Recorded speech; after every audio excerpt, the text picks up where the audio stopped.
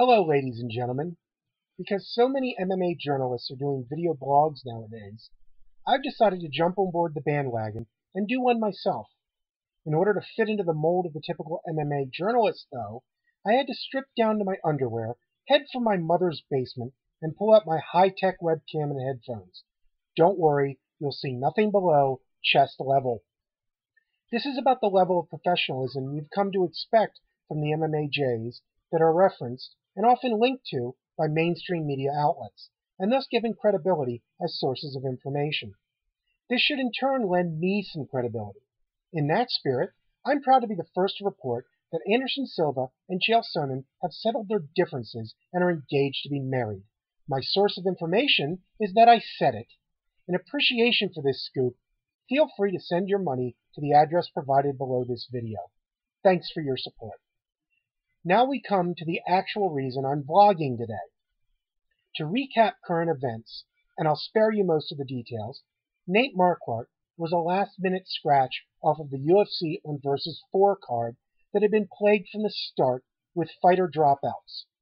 The result of Nate's withdrawal was to be released from the promotion.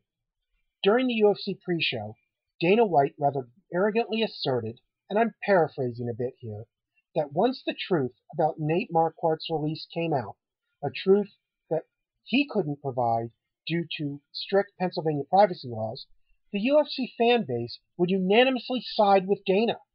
Well, I have bad news for Dana. In my limited, anecdotal, non-scientific survey of everyone I know, only one person supports Dana on this.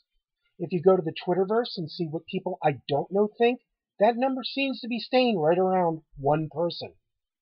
Now, the one person that seems to support Dana, his name is Gabe, makes some legitimate claims.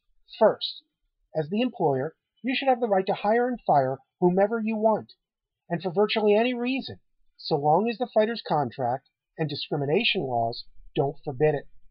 I agree wholeheartedly. It's hard to argue with that. He also said that Nate had taken a banned substance and failed to properly jump through administrative hoops to make sure it wouldn't create a problem. This was Nate's burden, and he's to blame for failing to meet that burden. Again, I agree. The problem is, it doesn't appear Dana agrees, or at least cares, about any of this. Dana's firing of Marquardt is inconsistent with the way he's treated other steroid users, Sean Shirk, Chael Sonnen, and even a fighter that engaged in a high-speed chase with the cops, Quentin Rampage Jackson, that led to criminal charges. Not only were those fighters not released, but Dana actively defended those guys, for which I admire Dana. But whether you agree with his position in those cases or not is irrelevant. What's important to see is that that position is inconsistent with Dana's current position on Nate. Why is this such an important point?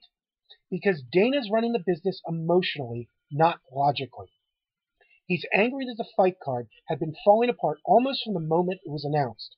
Keep in mind that it was Anthony Johnson, not Nate Marquardt, that was the first fighter to abandon the main event. TJ Grant left at the last minute because he was sick.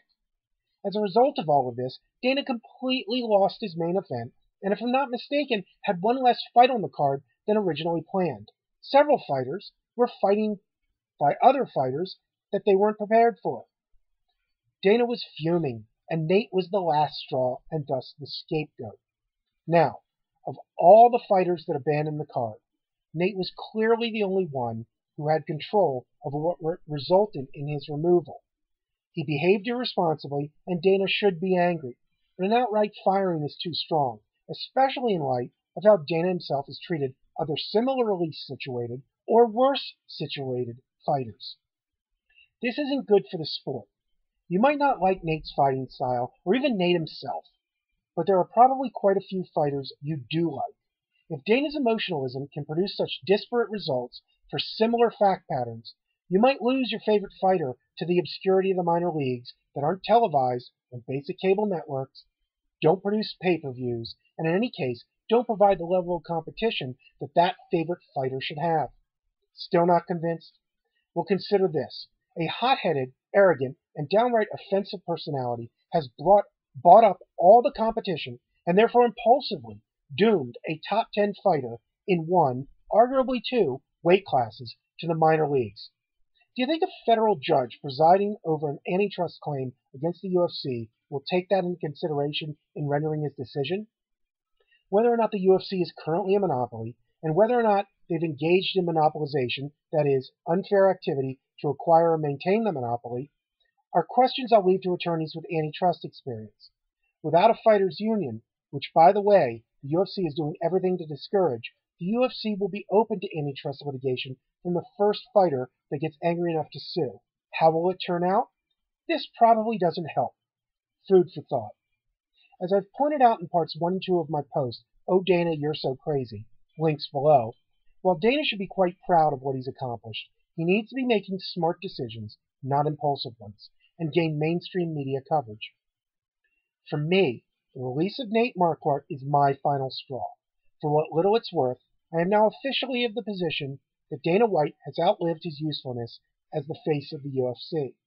To continue its growth in the US market, which quite frankly is the one I'm most concerned about, he needs to be replaced with a better executive.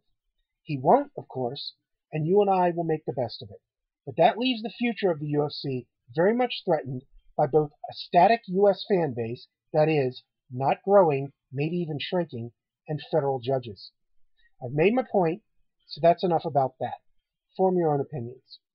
As a parting note, I want to remind you of my post on former U.S. Olympian in judo, Ronda Rousey.